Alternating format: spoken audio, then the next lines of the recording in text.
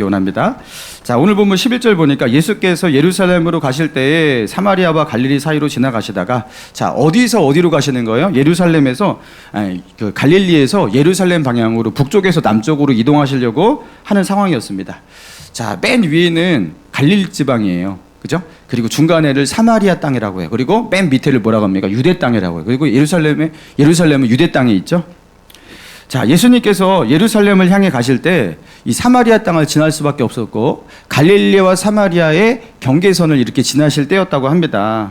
자, 거기서 누구를 만나게 되냐? 자, 12절과 13절을 같이 한번 읽어봅시다. 시작. 한 마을에 들어가시니 나병 환자 10명이 예수를 만나 멀리 서서 소리를 높여 이르되 예수 선생님이여 우리를 불쌍히 여기소서. 여러분, 이게 굉장히 특이한 상황이에요. 나병 환자가 몇 명이 지금 예수님께 소리를 질렀다고요? 10명입니다. 이 나병 환자가 한두 명이 아니라 10명이나 되니까 이거는 굉장히, 그죠? 작은 집단은 아니에요.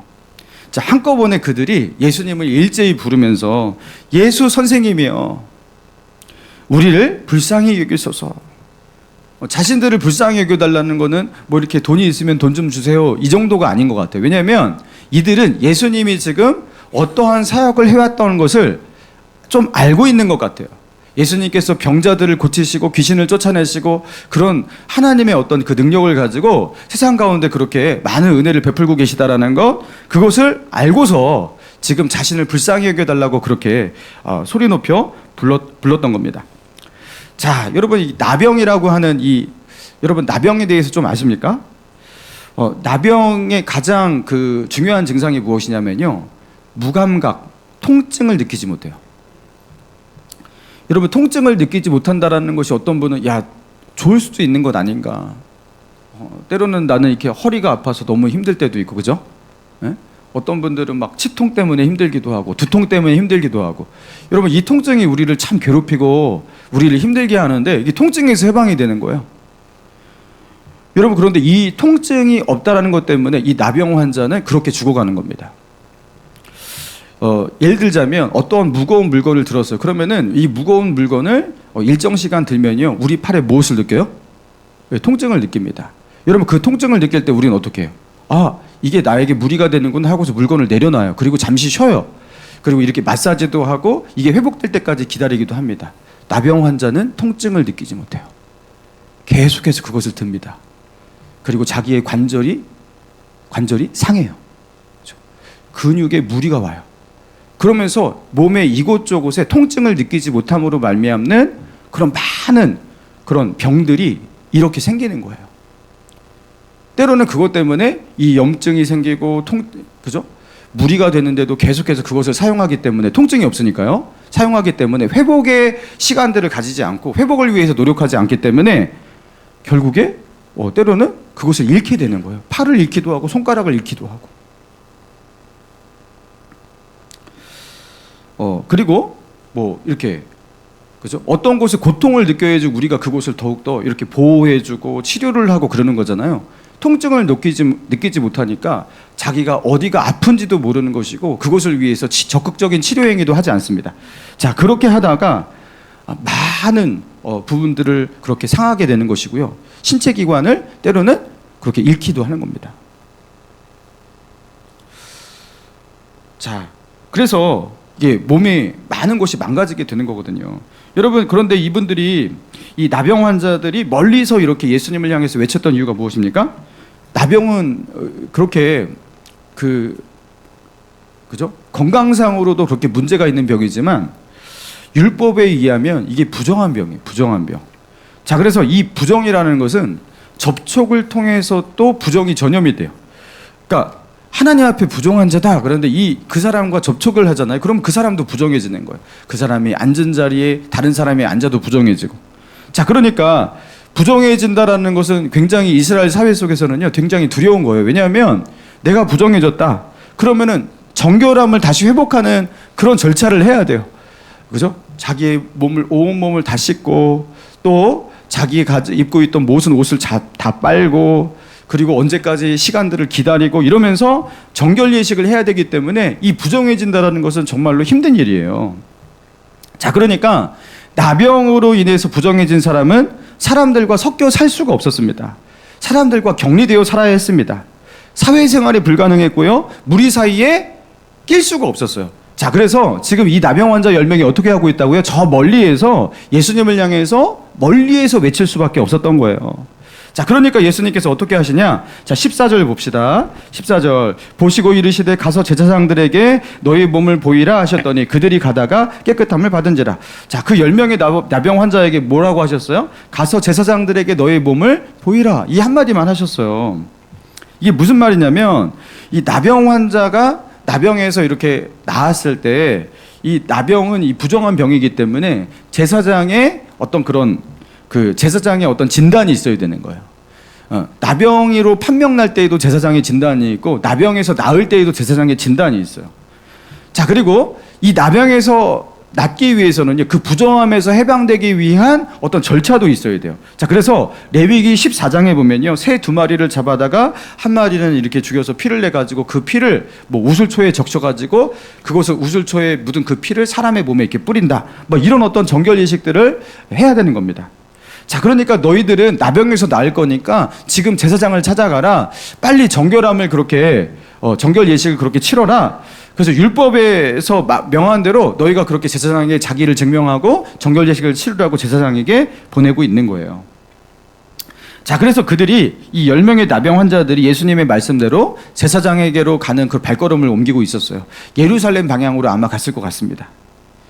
자, 그러면서 그들이 예루살렘 방향으로 몸을 돌려서 진짜 가면 되나? 하면서 이렇게 한 발짝 두 발짝 걷기 시작하는데, 자, 이 나병 환자들이 그쪽으로 걸어가는 그 발걸음을 옮기면서 조금만 걷다 보니까 곧바로 몸에서 변화가 느껴지는 거예요.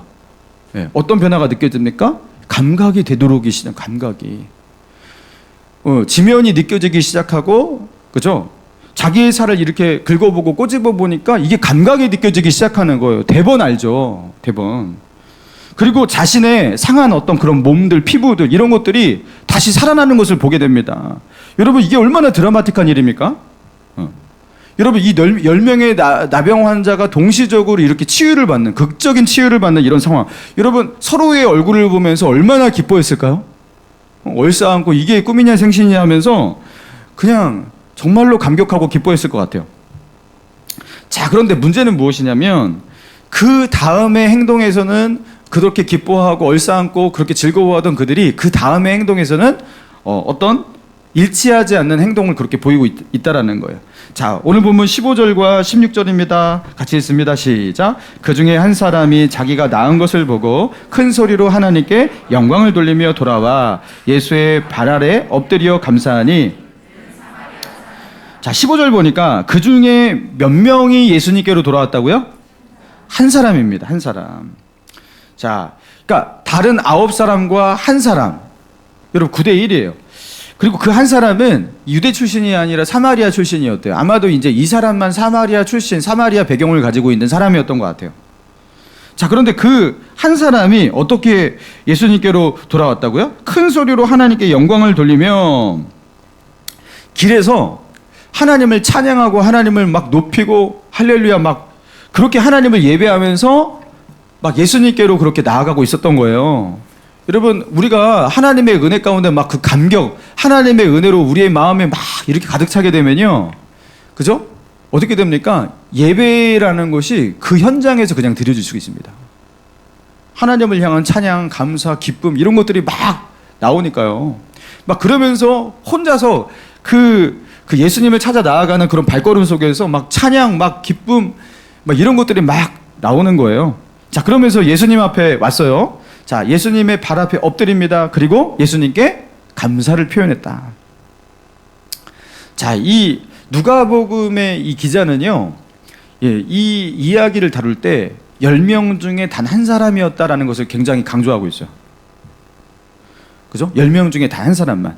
자, 그러면서 치유를 받은 나병 환자는 10명인데 한 사람만 이렇게 돌아온 거예요. 자, 그러면서 17절을 봅시다. 17절, 18절 시작. 예수께서 대답하여 이르시되 10사람이 다 깨끗함을 받지 아니하였느냐? 그 9은 어디에 있느냐? 없느냐? 하시고. 자, 예수님께서 그 돌아온 그 한 사람을 보시면서 뭐라고 말씀하시냐면 10사람이 다 깨끗함을 받지 아니하였느냐? 9은 어디 있느냐? 여러분, 이 말씀의 의미가 무엇입니까? 사실 예수님은요, 그 10사람을 다 치유하시면서 그들에게 제사장에게로 가라, 너희의 몸을 보여라, 이렇게 말씀하시면서 이제 안녕, 더 이상 못 볼 거야, 이렇게 한 게 아니라 저들이 조금만 가다가 자신들이 치유된 것을 알고 곧 돌아올 것이다. 곧 돌아올 것이다. 다시 돌아와서 감사하고 하나님을 찬양하고 그렇게 할 것이다 라는 것을 기대하면서 예수님은 어떻게 하셨던 거예요? 갈릴리에서 예루살렘 방향으로 가시던 그 길을 가시지 않고 그 자리에서 계속 머물러서 기다리고 계셨던 거예요. 10명의 사람들이 다시 돌아올 거니까요. 왜요? 그들은 하나님의 기적적인 치유를 경험했으니까, 하나님의 한량없는 은혜를 경험했으니까요. 이거는 이 보통 사람들이 쉽게 맛볼 수 없는 그런 기적 아니겠습니까? 그런 하나님의 은혜 아닙니까? 그들이 다시 예수님께로 돌아와서 예수님께 감사하고 하나님을 찬양하고 영광 돌리는 그런 일, 여러분, 그런 일을 기대하면서 예수님은 그 자리에 그대로 머물러 계셨습니다. 떠나지 않고 기다리셨습니다. 자, 그런데 예수님께서 근데 아까 전에는요, 제사장에게 가라 하면서 예루살렘 방향으로 가야 될 것 같이 그들로 하여금 보냈잖아요. 근데 왜 그들을 보내놓고 기다리셨을까? 여러분, 제사장에게 너희 몸을 보이라 그랬으니까 제사장에게 빨리 가는 게 순종 아닌가? 어떤 분은 그렇게 생각할 수 있어요. 여러분, 제사장에게 가갖고 정결예식을 행하는 것은 이게 뭐 급한 일이 아니에요. 예루살렘은 언제나 거기에 있고요, 제사장도 언제나 거기에 있습니다. 여러분, 그러나 예수님은요, 지금 여기서 예수님과 헤어지고, 그죠, 예수님을 떠나면 다시 예수님을 만나는 것은 어려워요. 그리고 자신이 누구로 인해서 이런 은혜를 입었는지에 대해서 사람들 앞에서 그렇게 얘기하면서 하나님께 영광을 돌리고 예배하는 것은 이 순간이 지나가면, 이 시간이 지나가면 여기서 드릴 수 있는 그 예배는 이제 없어지는 거예요. 여러분, 그렇잖아요. 예배라는 것은 오늘 못 드리면 다음 주에 드리면 되지, 이런 게 아닙니다. 오늘밖에 드리지 못하는 그 예배를 내가 안 드린 겁니다.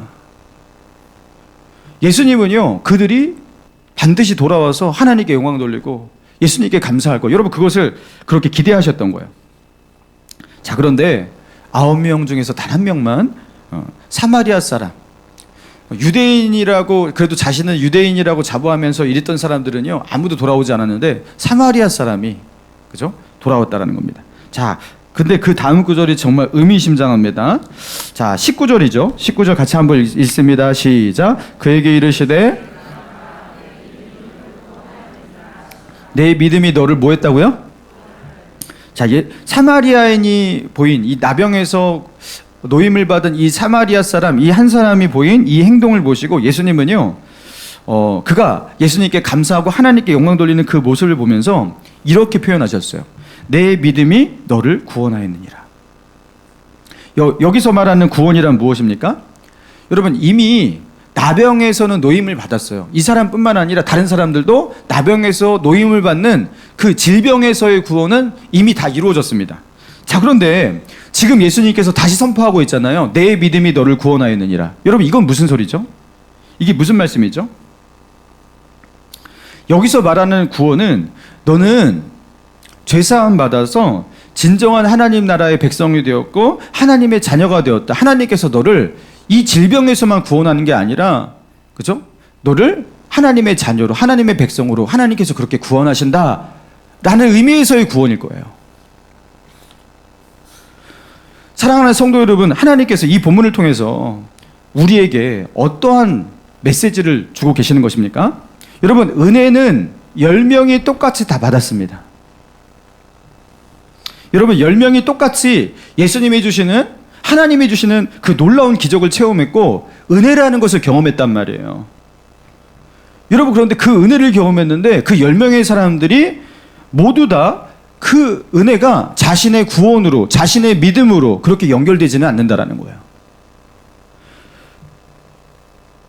여러분, 그래서 은혜를 많이 받아야 돼 하면서 우리는 은혜 얘기를 참 많이 하잖아요. 하나님의 은혜를 받아야 돼. 너 은혜 받았구나. 은혜를 받아야 돼. 은혜 받으려고 나는 기도하고 있어.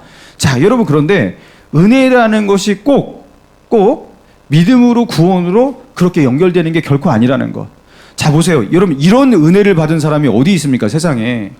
이 10명의 나병 환자에게 일어났던 이런 은혜가 보통 은혜가 아니잖아요. 그런데 이 은혜가 그들에게 다 구원이 되고 그들에게 다 믿음이 되지는 못했다라는 거예요. 여러분, 자신이 받은 은혜에 대해서 그 은혜를 주신 분에 대한 감격이 있다면, 여러분, 그래서 이 은혜가, 나에게 임한 이 은혜가 누구로부터 왔다라는 거에 대해서 우리가 주목을 하고 그분을 바라본다면, 여러분, 그게 이제 믿음이 되는 거예요. 그리고 그것이 감격이 되고 감사가 되는 거예요. 그래서 자신이 받은 은혜에 대해서 감격하고 감사해서 더 이상 자신이 가던 길을 갈 수 없던 그 사람, 여러분, 이런 사람이 10명 정도 은혜를 받으니까 1명밖에 되지 않았다. 여러분, 은혜 앞에, 하나님이 내리신 그 은혜 앞에 믿음으로 반응하고, 그죠? 하나님이 원하시는 그 믿음으로 반응하며 나아가는 그 사람은요, 10명에 1명밖에 되지 않는다는 겁니다. 자신에게 임한 이 은혜가 이게 보통 은혜야? 내가 어떻게, 내가 이 은혜 받고서 내가 살던 대로 그냥 살아갈 수 있어 하면서 그 은혜에 감사하는 마음으로 자기의 방향을 돌려서 다시 예수님께로 나아가고 그 예수님께 꿇어 엎드려서 그 예수님께 감사하고, 여러분, 그러면서 사무치는 감사로, 하나님께 감사로, 찬양으로 영광 돌리면서 다른 삶의 방향을 가지고 살아가는 사람은요, 많지 않아요. 10명 중에 1명. 여러분, 그리고 믿음이라는 것은 무엇입니까? 믿음이라는 것은 자신이 받은 은혜가, 그 은혜가 나는 대박이다, 나에게 좋은 일이 일어났다, 이렇게 해석을 하면요, 이게 그냥 좋은 일이 되는 거예요. 자, 그런데 그것이 누구로부터 내게 주어진 것인지, 그래서 나에게 좋은 일이 일어났어요. 그러면 그 좋은 일을 나에게 주신 분이 누구신지 하면서 그것을 주신 그 하나님을 바라보고, 그 하나님께서 나를 향해서 어떠한 의도를 가지고 나를 이렇게 사랑하셨는지 그분의 사랑에 주목을 하고, 여러분, 그러면서 그분을 향한 감사와 예배로 나아가는 데까지 가야지 그게 믿음이래요. 여러분, 그러니까 믿음이라는 것은요, 내가 받은, 나 은혜를 누렸어요. 오늘도 내가 은혜를 많이 누렸어. 하나님이 나에게 은혜를 주셨어. 여러분, 이거는 믿음이 아니에요. 믿음은 감사를 나누는 데까지 가야 되고, 믿음은 반드시 감사를 낳게 돼 있어요. 할렐루야. 여러분, 믿음을 가지면 믿음은 뭘 낳는다고요? 감사를 낳는다. 그럼 나에게 감사가 없다라는 것은 나에게 그 은혜를 주신 하나님께 주목을 하지 않았던 것이고요. 그것을 그분이 나에게 주셨다는 것에 대해서 올바른 인지를 하지 못한 것이고요. 그래서 그분에 대한 감격도 없고 감사도 없는 거예요. 믿음이 없는 거예요. 여러분, 이거 하나님께서 나에게 주신 거야. 여러분, 그렇게 믿어진다면 여러분, 그것은 감사를 낳습니다. 믿음은 감사하는 사람이 되게 하고요, 우리를 예배자로 만들어버려요. 자, 그리고 감사는 또 무엇을 낳습니까? 자, 예수님께 너무 감사했던 이 사마리아 사람, 나병에서 구원을 받은 이 사마리아 사람이, 자, 자기의 가던 길, 다른 9명의 사람들은요, 제사장에 가서 너의 몸을 보이라 그러니까 가던 길을 그냥 갔어요. 왜 그들은 가던 길을 그냥 갔을까? 예수님께 왜 돌아오지 않았을까? 왜겠어요? 그동안 자신이 이 나병 때문에 보고 싶었던 가족들 못 봤죠. 그리고 고향 땅 가고 싶었는데 그 고향에도 가지 못했죠. 그리고 자기가 그동안 이 나병 때문에 누리지 못했던 것, 많은 것들 기억나고요. 그러니까 이걸 가지고, 이 기쁜 소식을 가지고 내가 빨리 세상을 향해 나아가야겠다, 우리 가족에게 알려야겠다 하면서 뭐 하고 있는 거예요? 자신에게 그 은혜를 베푼 분을 기억하지 않고, 그 은혜를 나에게 주신 그분을 생각하지 않고, 자신의 즐거움을 따라, 자신의 소망을 따라 그렇게 나아가는 거예요. 가던 길을 더 힘차서 달려가고 있습니다. 자, 그런데 감사하는 사람은 어떻게 되는 거예요? 자기에게 은혜를 베푸신 그분, 내가 이분에게 너무 감사해서 도저히 나의 욕망을 따라, 나의 꿈을 따라 그렇게 앞으로 계속해서 나아갈 수가 없어요. 가던 길을 갈 수가 없어요. 뭘 말하는 겁니까? 삶의 방향이 바뀌고 인생의 방향이 바뀌기 시작한다는 겁니다. 여러분, 은혜를 받았다고 사람이 바뀌는 게 아니더라고요. 은혜를 받고서 그 은혜를 주신 분에게 무한한 감사를 하고 있는 사람, 여러분, 그 사람 마음 가운데, 그 감사의 마음 속에 여러분 비로소 삶이 바뀌기 시작하는 거더라고요. 1860년 9월 미국에서 일어난 일입니다. 미국 미시간 호수에서 한 유람선 한 척이 많은 그 유람선의 관광객 승객들을 태우고서 이렇게 가다가 그 미시간 호수가 굉장히 크거든요. 근데 암초에 부딪힙니다. 그러면서 이 배가 좌초되는 엄청난 사고가 일어났어요. 배에 타고 있던 수많은 사람들이 그 배의 침몰과 함께 호수에 빠져 죽는 대참사가 일어납니다. 여러분, 그런데 그때 당시에 그 참사의 현장 가운데 대학에서 수영 선수로 활동하고 있었던, 당시에 대학에서 수영 선수로 활동하고 있었던 스펜서라는 이름의 한 청년 형제가 있었어요. 근데 이 친구가 수영 선수니까 여러분 수영을 좀 잘할 거 아니에요. 그러면서 이 친구가 다른 사람을 이렇게 물에 빠져서 허우적거리는 그 사람을 구하는데 혼자서 17명을 구합니다. 17명을 물에 빠져서 허우적거리는 그 사람을 끄집어내요. 그래가지고 이 대참사 중에서 17명의 그 소중한 그 목숨을 구했던 이 영웅, 이 청년 스펜서 영웅이다 하면서 이 뭐 매스컴에도 회자가 되고 대단했다고 합니다. 자, 그리고 그로부터 오랜 세월이 흘렀어요. 한 목사님께서 이게 설교 중에서 이게 로스앤젤레스 LA에서 이제 이렇게 집회를 하다가 설교를 하는데 어떤 예화 중에 이 이야기를 꺼낸 거예요. 1860년도에 있었던 그 미시간호에 있었던 그런 사건, 그 침몰 사고를 얘기하는 거예요. 그러면서 그때 수많은 사람들을 그렇게 구했던 스펜서라는 그 청년이 있었는데 하면서 그 이야기를 그렇게 했다고 합니다. 예화로 썼다고 합니다. 그런데 놀랍게도 그 집회 자리에 그 스펜서가 나이 들어서 할아버지가 돼서 거기 있었대요. 그래가지고 이제 집회가 끝나고 나서 이제 이 목사님을 찾아온 거예요. 그 사람이 바로 접니다. 찾아온 거예요. 너무 놀랐어요. 그리고 목사님이 또 궁금했던 게 있었대요. 그래가지고 이 이제 할아버지가 된, 수십 년이 흘렀으니까 할아버지가 된 이 스폰서에게 물어보았다고 합니다. 당신이 구한 17명의 사람들 중에 당신에게 몇 명이나 다시 찾아와서 당신에게 감사를 표현했습니까? 그렇게 물었대요. 한 사람이었습니다. 여러분, 자기의 생명을 구해줬는데 단 한 사람만 찾아와서 자기에게 감사를 표현했대요. 놀랍지 않습니까? 여러분, 그런데 이게 실제예요. 그리고 그 한 사람은 그 당시에 어린 소녀였습니다.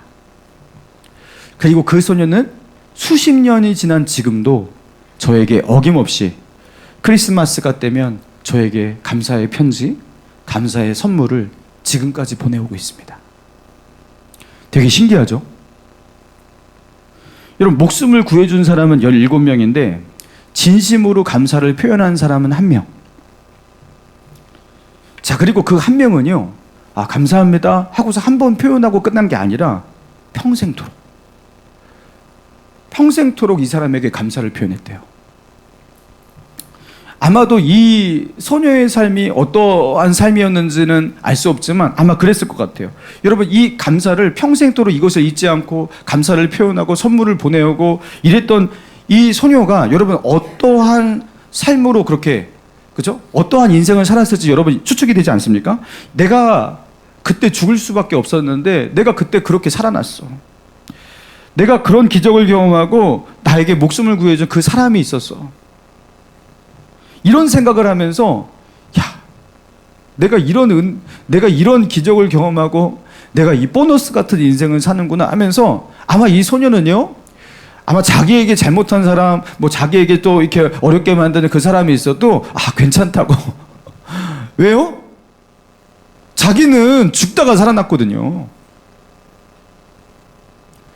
여러분, 이 감사한 마음이 자신의 삶에 많은 것을 바꿔버렸을 거예요. 그리고 그 감사한 마음 때문에 다른 사람에게 베푸는 것, 뭐 이런 것들이 전혀 아깝지 않았을 거예요. 자기 남은 인생이 보너스 같이 하나님이 주시는 그 은혜의 삶으로 그렇게 생각하고 그렇게 살았을 거예요. 그래서 이 스펜서를 향한 그 감사도 평생 잊지 않고, 그죠? 늘 그것을 표현했던 겁니다. 여러분, 감사한 마음은요, 그 안에 있는 그 사무치는 감사는요, 그 사람의 그 내면을 완전히 바꿔버리고 삶을 향한, 인생을 향한 태도와 자세를 바꿔버립니다. 가치관도 바꿔버립니다. 삶의 목적이 달라지는 겁니다. 그러니까 그렇죠?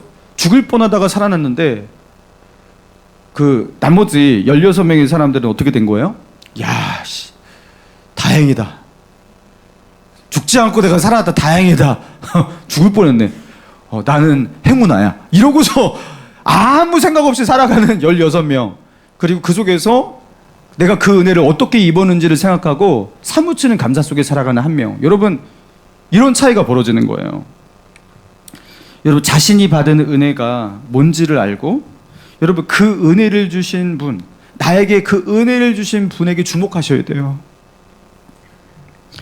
여러분, 나에게 그 은혜를 주신 그 분에게 주목하고 그분을 바라보셔야 됩니다. 자, 그러면서 내가 마땅히 드려야 할 감사를 여러분, 그 가지고서 그분에게 나가야 되는 거예요. 여러분, 그게 그리고 감사로 끝나지 않게 되는 거예요. 여러분, 이런 식으로 내 안에 그 은혜에 대한 감사가 있고 사무치는 감사가 있으면요, 그것은 나의 삶의 가치관을 바꾸고 삶의 자세를 바꾸고 태도를 바꾸고 인생의 목적을 바꾸고 방향을 바꾸는 거예요. 가던 길을 되돌이켜서 자기 가던 자기의 욕망을 따라 자기가 원하는 자기의 소망을 따라 살아가는 그 삶을요, 계속 살아갈 수가 없게 만들어요. 제가 중학교 1학년 때 예수님을 만났어요. 예수님을 인격적으로 만난 이야기 지난주에 제가 했던 것 같습니다. 자, 그러면서 중학교 2학년, 중학교 3학년이 되니까 그때부터 이제 공부를 하는데 공부를 해야 하는 이유를 찾아야 되잖아요. 그죠?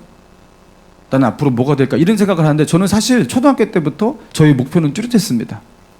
나는 돈을 많이 벌 것이다.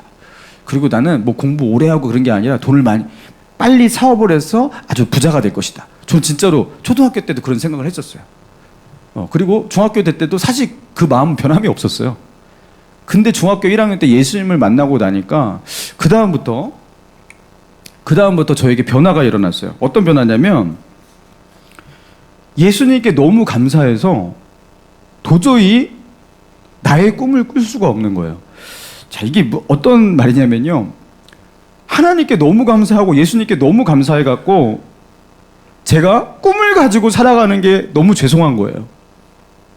내가 나의 꿈을 가지고 살아간다라는 것이 도저히 꿈을 꿀 수가 없더라고요. 나의 꿈을 꿀 수가 없더라고요. 이게 무슨 뜻인지 여러분 이해하시겠습니까?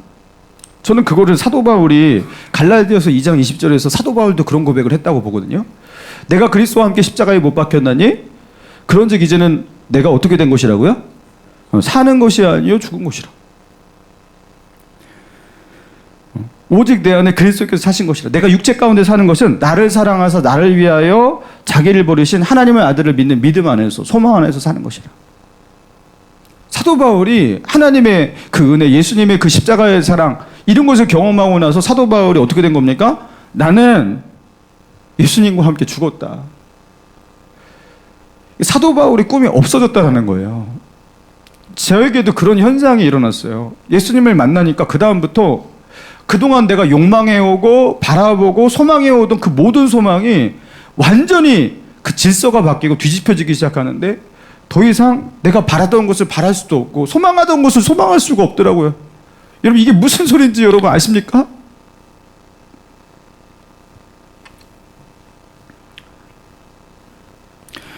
제가 꿈꾸고 사는 것이 도저히 할 수가 없어요. 내 소망이 없어지고 그 다음부터 어떤 소망이 생기냐면 주님은 도대체 뭘 원하십니까? 하나님이 원하시는 게 뭡니까? 나를 향해서 하나님이 원하시는 게 무엇이고 하나님이 가장 기뻐하시는 것은 무엇입니까? 예수님께서 나에게 바라시는 것은 무엇이고 예수님의 그 소망은 무엇입니까? 하면서 거기에 관심이 있는 거예요. 나를 위해서 십자가에 죽으신 그 예수님을 위해서 살고 싶은 그게 저의 소망이 되었어요. 근데 그 소망이 왜 생긴 거냐면 너무 감사해서 사무치는 그 감사가 도저히 나의 꿈을 꿀 수 없게 만들더라고요. 사사로운 나의 욕망, 나의 꿈, 내가 하고 싶은 것, 이런 것들이 너무나 헛되어 보이고 그런 것을 향한 열정도 다 잃어버리게 되었어요. 늘 물었어요. 주님께서 원하시는 게 뭡니까? 주님이 뭘 기뻐하십니까? 그리고 주님께서 가장 기뻐하시는 게 뭔지 그것을 묻고 또 묻다가 보니까 이제 제가 이렇게 된 거예요. 여러분도 그렇게 묻기 시작하면 이거 안 되는 거, 신학교 가는 거구나 하면서 걱정하실 필요 없어요. 하나님께서 그렇게 꼭 다 인도하시는 게 아니에요. 저하고 소명이 다르단 말이에요. 여러분 진짜 감사하잖아요. 여러분 그 감사가, 이 사무치는 그 감사가 인생을 통째로 바꿔버립니다. 여러분 다 은혜 받으신 분들이거든요. 그리고 하나님의 은혜와 사랑 속에 살고 있는 분들이거든요.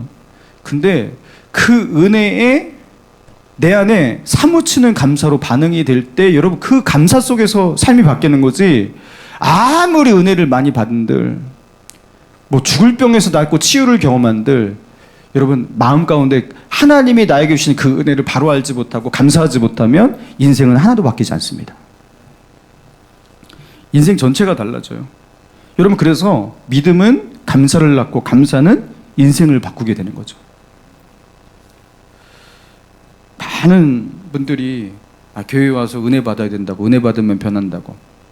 저는 은혜 받고 안 변한 사람을 한두 명 본 게 아닙니다.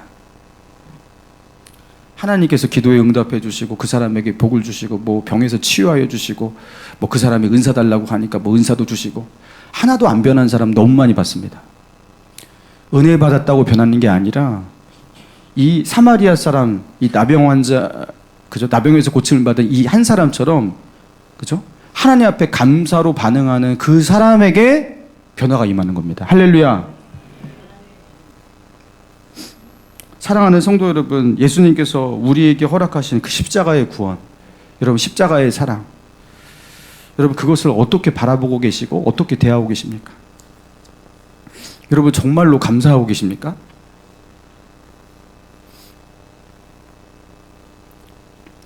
하나님께서 자기 아들을 내어주기까지 우리를 사랑하시고 나를 사랑하신 그 십자가의 희생이 정말로 여러분에게 감사 맞습니까? 내가 지옥 안 가서 다행이다. 이제 지옥은 안 가게 됐어. 이게 얼마나 다행이야. 이제 일단 천국은 가니까. 여러분, 하나님께서 여러분에게 그 은혜를 주시기 위해서 그분이 치르신 값을 보셔야죠. 그 사랑을 보셔야죠. 여러분 그 십자가를 보셔야죠. 여러분 그걸 보는데도 감사가 없습니까?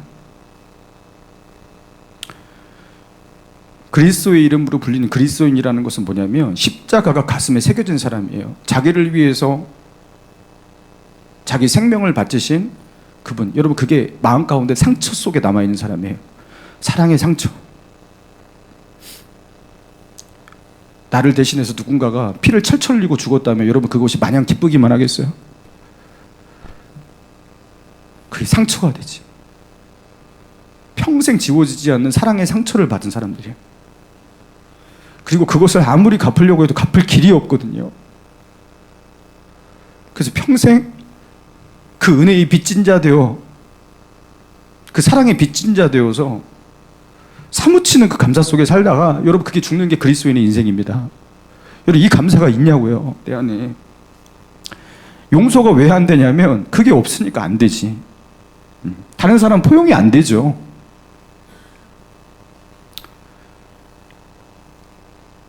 사람이 사랑스럽게 보일 리가 없죠. 그 감사가 없는데. 여러분 주님께서 우리에게 주신 사랑과 은혜는 믿음의 눈을 떠서 세상을 보면 여러분 이 세상 모든 곳에 여러분 하나님의 사랑이 우리를 두르고 있어요.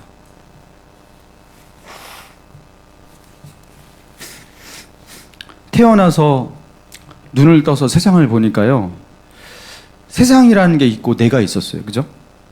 내가 전혀 나의 의지, 나의 노력 전혀 관여하지 않았던, 내가 관여하지 않았던 세상이 있었고, 그리고 내가 나를 만든 것도 아니고 내가 태어나겠다고 한 것도 아닌데 나는 숨을 쉬고 존재하고 있었습니다. 이 땅을 비추는 저 태양이 있었고, 그리고 지구도 있었고, 내가 밟고 다닐 수 있는 탄탄한 대지도 있었고, 사람이 이 땅을 살 수 있도록, 영위할 수 있도록 적절한 중력의 법칙, 만유인력도 존재하고 있었어요. 내가 이 땅에서 생활할 수 있는 모든 조건들, 환경들, 여러분 그게 뭡니까? 적당한 기온, 적당한 공기 분포도, 산소와 질소의 퍼센티지. 태양과 지구, 이 태양계 안에 조화로운 태양과 지구 사이의 거리, 자전의 각도, 공전과 자전의 주기, 그 어느 거 하나 지금에서 조금만 틀려져도 지구는 멸망인데, 그 조화로운 질서지어진 이 세상이 나는 아무것도 관여하지 않았는데 그냥 태어나 보니 있었어요. 내가 숨을 쉬고 있었고, 이게 어디서 뻥 터져가지고 빅뱅으로 자연스럽게 저절로 일어났다라는 이 말도 안 되는,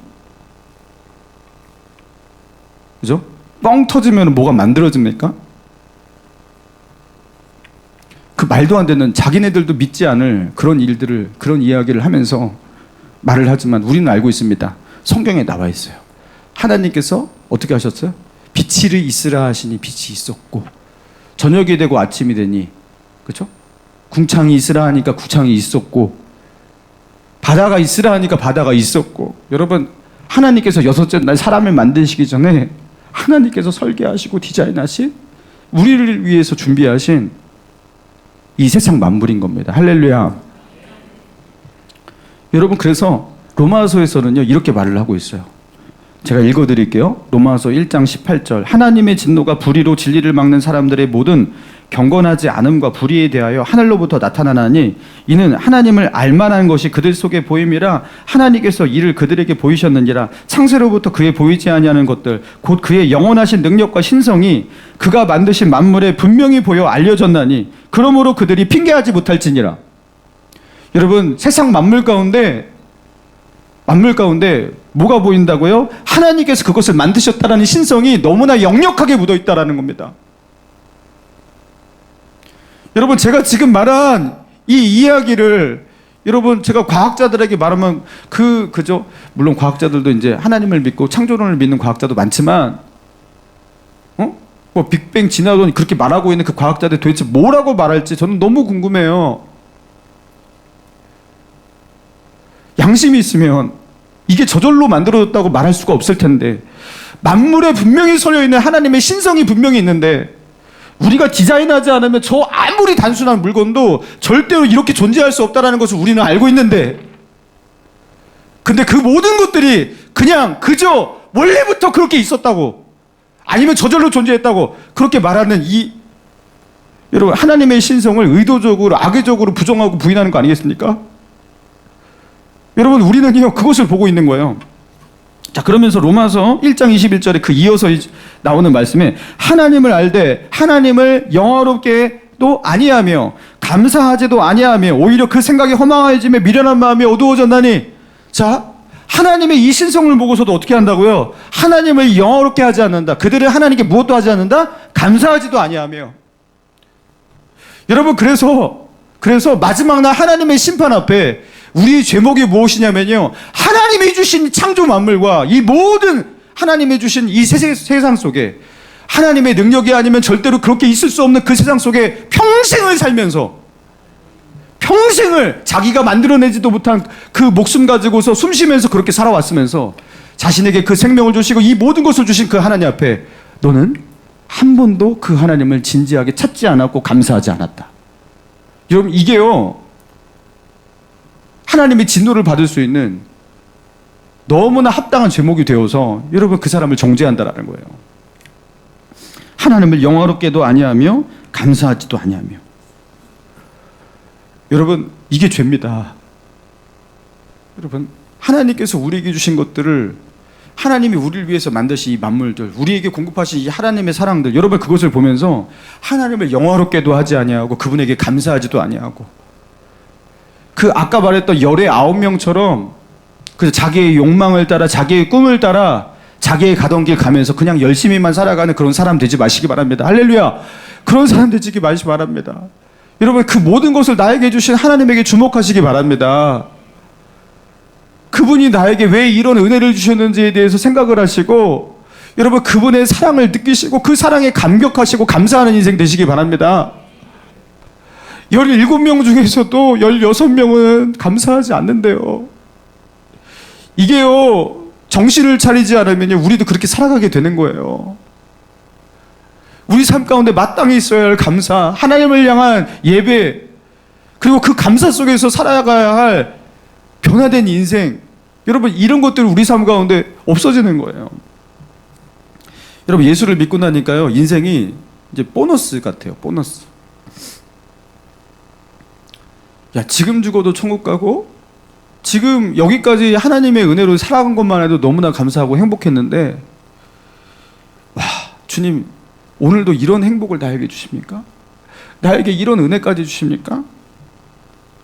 저는 가끔 이런 식으로 기도할 때가 있거든요.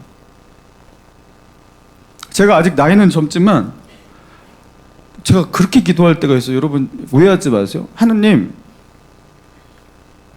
전 여기까지만 살아도 정말로 너무나 만족하고 행복하고 충분했고, 주님과 동행하면서 너무나 좋았던 인생이고, 너무나 행복했던 인생이고, 너무나 감사하고, 여기가 끝이더라도 저는 좋습니다.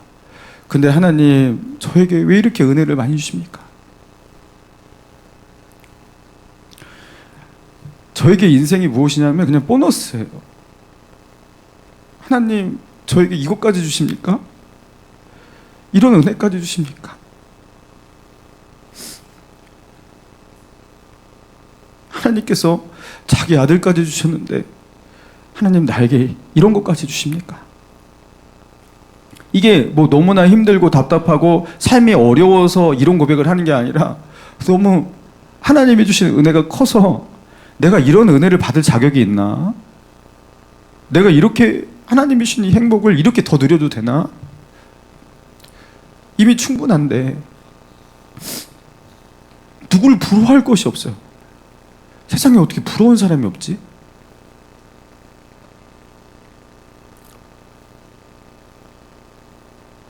목사님 교만한 거 아니야? 막 이러면서 막 아니, 그게 아니라 저도 저의 정체와 저의 실체를 모르는 게 아닙니다. 저 부럽지가 않아요. 아무도 부럽지가 않고, 그냥 하나님께서 저의 삶 가운데 저에게 주신 그 은혜가 차고 넘쳐요. 보너스 같은 인생. 오늘도 눈을 뜨고 보너스 같은 인생을 살아가는 거예요. 여러분, 그리스도인에게 믿음의 눈이 열리고 나의 삶을 두르고 있는 이 하나님의 은혜, 그리고 그 속에 담겨있는 하나님의 사랑, 여러분 그것을 보게 되면요, 추수감사절은 1년에 한 번이 아닌 거예요. 매일매일이 추수감사절이 되는 겁니다. 감사한 거예요. 너무. 믿음은 감사를 낳고 감사는 인생을 바꾸는 겁니다. 할렐루야. 매일매일 죽을 때까지 추수감사절로 살아가는 저와 여러분 되시기를 주님의 이름으로 축원합니다. 우리 찬양